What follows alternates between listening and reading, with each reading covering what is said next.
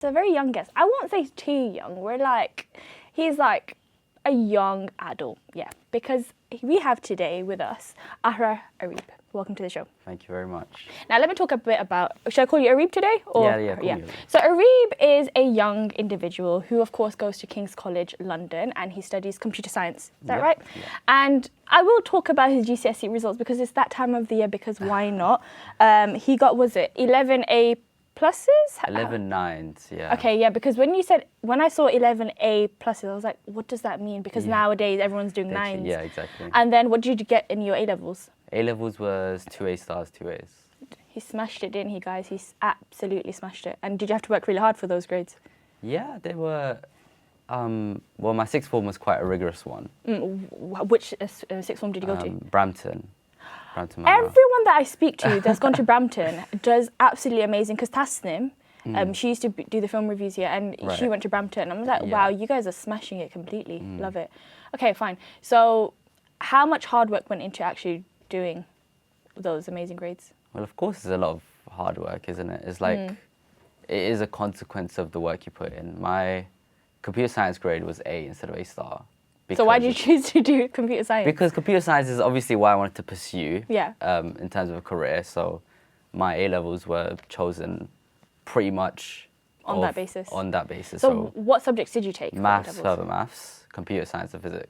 Not the math subjects. Ooh, I hate math. You don't understand. Like, I'm so bad at math. Okay, fine. But did you enjoy the math subjects? Maths was my favorite. I feel like really? if I didn't go pursue computer science, I would have just done pure math straight.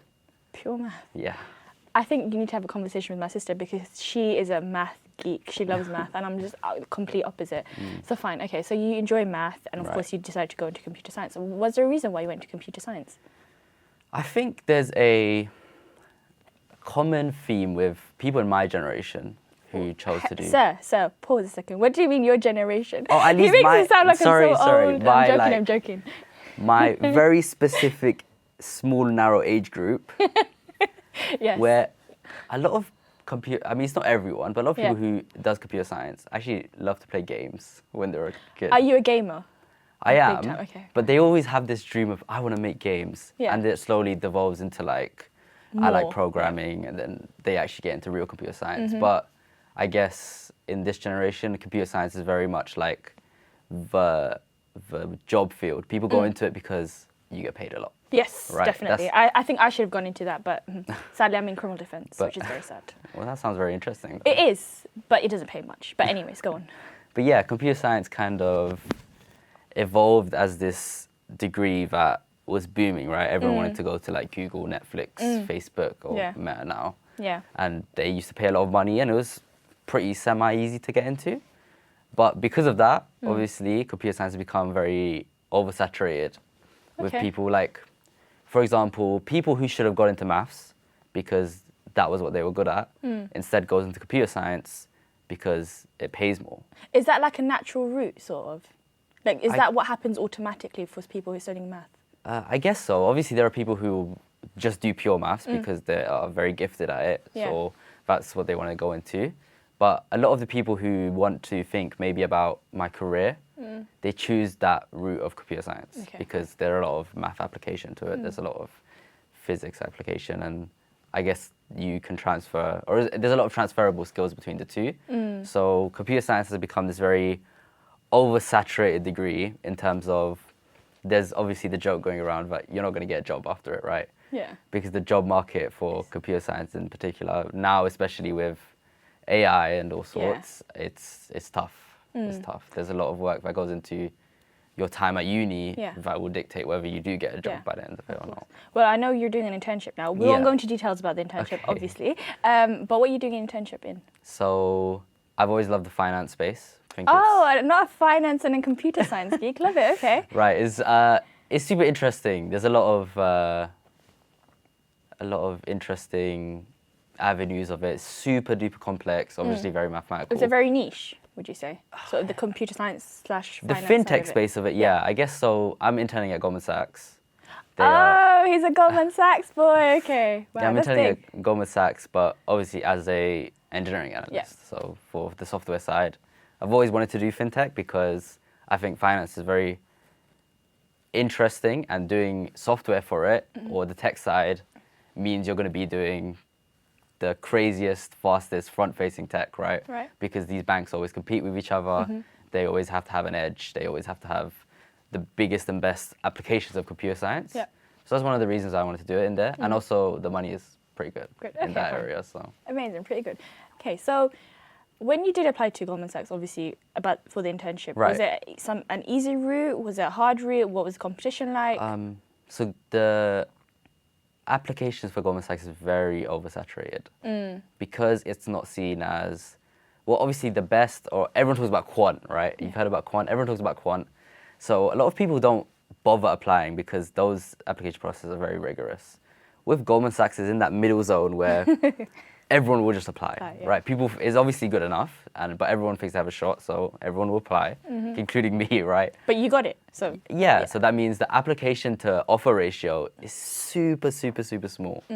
So during the internship, they highlight it a lot, like, oh, you're one of the chosen ones or whatever. Well, you are one of the chosen ones, but if anything, you deserve to be there. So don't let them tell you that, wherever they chose you. But of course, so moving on, you're in your second year now and you finished? Moving to third year. Third year, are you excited? Yes, I hope so. Second year for the King's Computer Science degree, I've heard it was the hardest year. And what was it actually like? It was not bad. There was a lot of coursework. Oh, he's a smarty pants. He just knows all his stuff. No, there was one module, operating systems, which was like definitely by far the hardest module on the course so far. It was like they expected you to go beyond just the syllabus. They expected you to know a lot, and so there was a lot of time and effort went into just that specifically. Do you have to sometimes do research outside of, so for instance, like the syllabus itself, and then add that to your exams? Yeah, obviously they have their lectures and their notes and whatever, but it was all based on this one book called OSTEP, which is just, a operating system book, and the exam was based off you having read and memorized this entire 500-page book. Books, obviously, like how much of the books do you actually have to read versus you actually, for instance, using computers and understanding the science behind it? How much of it, is there a balance? So the thing I like a lot about King's compared to Oxbridge and Imperial, not that King's is better or anything, they're obviously great, but King's has a very focused pathway on industry and software. Whereas I guess if you go to Cambridge and do computer science, it's very, very mathematical. King's actually doesn't do any maths, basically. There are logic and stuff, but we don't get into any calculus and stuff. It's a very software focused course. Yeah. So I think maybe compared to some other unis, we do code more. There's a lot of build a project. So in third year, there's a year-long project and such, whatever. Wow. Are you excited for that? Yeah, I don't think it'll be too hard. It should be okay given AI nowadays. Okay. Obviously, they try and limit the use of it, but it's changed. You limit the use, but we find a way. Right. We find a way. But talking about finding a way, have you visited Bangladesh recently? Recently, no. The last time was maybe 5-6 years ago. 5-6 years ago? That's a very long time. It's been a really long time, yeah. Well, beautiful Dhaka. Amazing. Took me back. I think I want the street food now. That's what I was talking about, right? We were talking about it. What do you enjoy most about maybe Bangladesh's street food? What's your favourite item to have if you go back? Oh, Jalmuri is good. It is amazing. Spicy though? Spicy, 100%. Okay, that's the way my mum makes it here as well. Well, maybe I might need to come over just to have that. Because I haven't had Jalmuri in a long time. You should. Yeah, definitely. I was talking about in the video as well, we saw the monkey, and it reminds me of when I used to go to school in Bangladesh, and we would find a load of monkeys on the way. Yeah, 100%. On your route. And it's just weird because it's just they jump on the car, and me and my sister were maybe 6 or 7. We were just amazed, oh my god, we've come from the UK and now we're in Bangladesh and there's monkeys. I was like, yeah, it's quite amazing. But moving on, of course, we have the film review, because that is the most favourite part of the show for me, at least, because I learn about movies that I should be watching and movies that I don't really like watching. But moving on, of course, we do have how many films? 2? 2. Yeah, 2, fine. Okay, so what's the first film? Spider-Man, the new Spider-Man. Is Spider-Man? I did say I was going to sing that, but I won't sing it. I'll save you guys. I mean, Spider-Man, I guess, also being one of 4 movies, you can't introduce a whole new story to me, right? You can't. You've just got to continue. Exactly, which is obviously no fault of its own, but is why a movie like Interstellar, which has a whole plot line that ties together in the end, has its own arc and everything, what can reach maybe the heights of a 10, but obviously not to discredit this movie. It was amazing. Okay, fine. I love how you kind of compared the movies because now I've just got a little bit of. Have you watched Interstellar? I have. You really should. I You really should. Okay. You really should. Fine. Okay, that's one to add to my list. And I'm not too sure about Spider-Man. I have seen some scenes on Instagram, but I'm not too sure about it. Maybe it's not for me. So what kind of people can watch Spider-Man then? Everyone. Movie? Everyone. Any age. Anyone. Any age. Everyone. Spider-Man. It's not like 18 plus or whatever. No. Okay. It's not 18. Fine. No, it wouldn't. Okay, so we've got a second movie. Is that right? Okay, so what's the second movie? It should have been The Odyssey. But we're gonna go watch that tomorrow. We can talk about Oppenheimer instead, or yeah, I think Oppenheimer is actually a good movie because we haven't spoken about it. At least I haven't spoken about it. So go on, talk to me about Oppenheimer. We can talk about Oppenheimer. Oppenheimer, well, compared to Spider-Man, is starkly different, right? Yeah. It's a whole slower vibe. It goes into a lot of internal conflict with the main character. Well, it is a bit old now, so if you haven't watched it. But what's it really about? What is the movie about? Well, it's about the journey of Oppenheimer and how he created the nuclear bomb. Okay, fine. So I know that, but I'm just asking you for Oppenheimer, a physicist, creates the nuclear bomb for America, which eventually, as you all know, gets dropped on Japan, and it explores a lot of his internal conflict and has a lot of. Is one of those movies that has a lot of flashbacks to, or I guess they do fast forwards in this case, that shows like him on trial and a lot of the consequences he faced for it, and it was an overall good movie to show maybe that journey and some of the way that we can look back on these events and have a different view of what happened, or maybe try and understand them in a different way. Okay, fine. How much would you rate out of a 10? Oppenheimer was like maybe a 9. Oh, a 9. Good. So that's quite high versus what you marked it for Spider-Man. Yeah, it was very good. It was slow, but it's a very artistic movie. I mean, being Nolan. Yeah. Nolan being Nolan, this is what he does, right? I think we've just focused on Nolan today, really. Yeah. Fine. So what do you think Nolan's going to be like in Odyssey, do you reckon? Oh, he should be good. I'm watching in IMAX, but not 70mm. Because what does that mean? So the movie is shot in IMAX. Okay.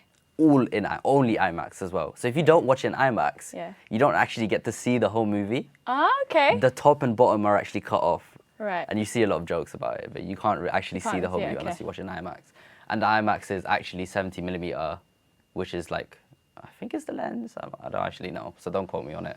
But I think in London, it's only the History Museum and BFI that does 70mm IMAX. Oh, wow. And is booked out until September.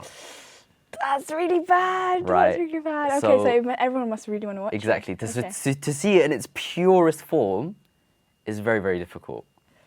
Ooh. Right? But IMAX should be good enough, hopefully. Yeah, good enough. Well, if not, then we'll try and get you tickets for September. Yeah. Yeah, we'll tell Shipware to get you tickets for September. But, of course, it's a testament to Nolan trying to show his vision of the movie, right? Right. Well, it's one of those, like, he has this idea, he wants to be shot in this perfect way, and he's a perfectionist. He's a perfectionist, right? Which is to the discredit to a lot of people who can't see the movie now because they can't get tickets. Yeah. But it's a trade-off, isn't it, right? Yeah. Well, you watch the movie for us, and you let me know how the movie is, inshallah, on the next one, because I can't wait. I've heard good reviews though. Okay. Every person. But we don't care for other reviews. We care for your review. Okay. The Saturday Show cares for your review and everyone else who sits on that couch. But thank you so much for being on the show today. Yeah.